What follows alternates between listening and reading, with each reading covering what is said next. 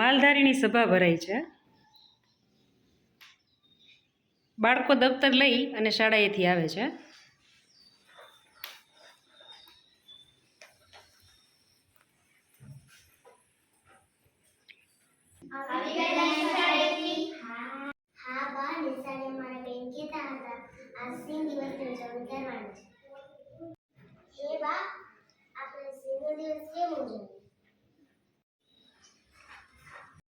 જો દીકરા, મને એમાં બીજી જાજી ખબર તો નથી પડતી, પણ સિંહ ઘટતા જાય છે.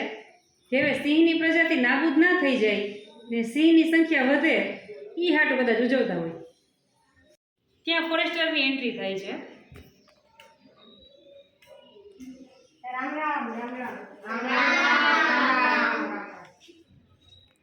સાહેબ, તમારું જ કામ હતું. છોકરા પૂછતા હતા કે આપણે સિંહ દિવસ કેમ ઉજવીએ? જો બાળકો, સિંહ એ આપણા ગુજરાતનું ગૌરવ છે. સમગ્ર એશિયા ખંડમાં માત્ર ગુજરાતમાં ગીરના જંગલ અને બરડામાં એશિયાઈ સિંહો જોવા મળે છે.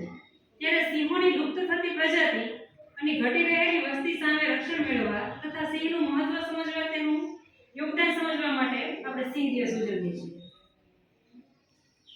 દિવસની ઉજવણીની શરૂઆત ક્યાંથી થાય?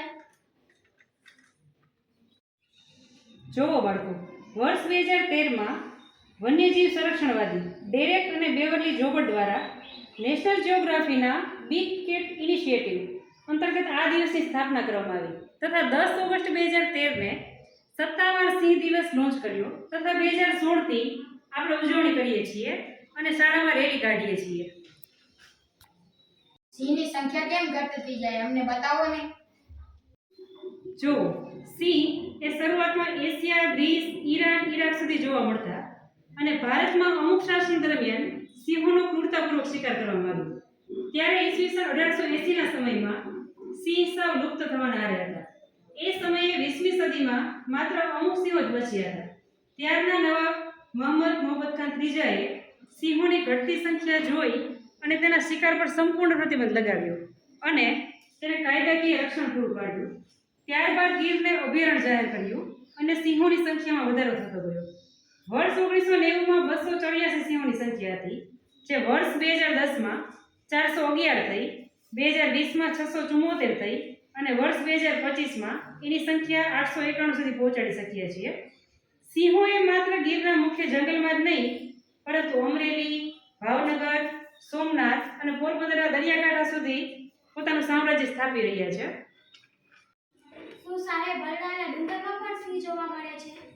ગીરની સાથે બરડા વન્યજીવ અભયારણ્ય સિંહોનું બીજું કુદરતી ઘર કહે છે. પોરબંદર અને દેવભૂમિ દ્વારકા જિલ્લામાં 192 ચોરસ કિલોમીટર વિસ્તારમાં પણ છે. બોમા ટેકનિક દ્વારા સિંહોનો વસવાટ બરડામાં વધારવામાં આવ્યો છે. સિંહ ના હોય તો શું થાય? જો સિંહ જો ના હોય તો આપણી કુદરતી વ્યવસ્થા ખોરવાઈ જાય.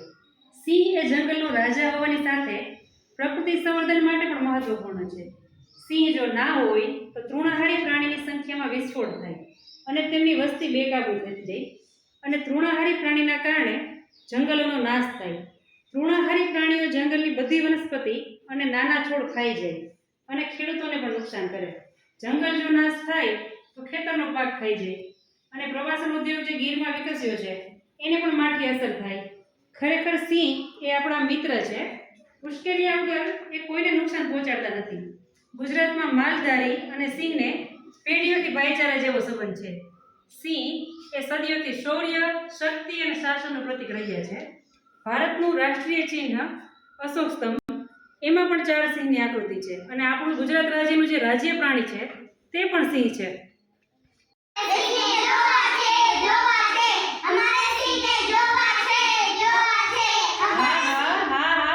જોશું આપણે અહીંથી થોડે દૂર સિંહોનું ટોળું છે, પણ એને જોવા માટે આપણે અમુક નિયમોનું પાલન કરવું પડે. એ નિયમ કેવા હોય?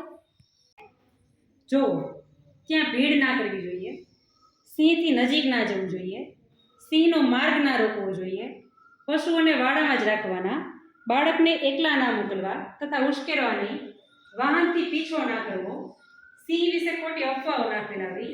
શું તમે આવા બધા નિયમોનું પાલન કરશો? હા.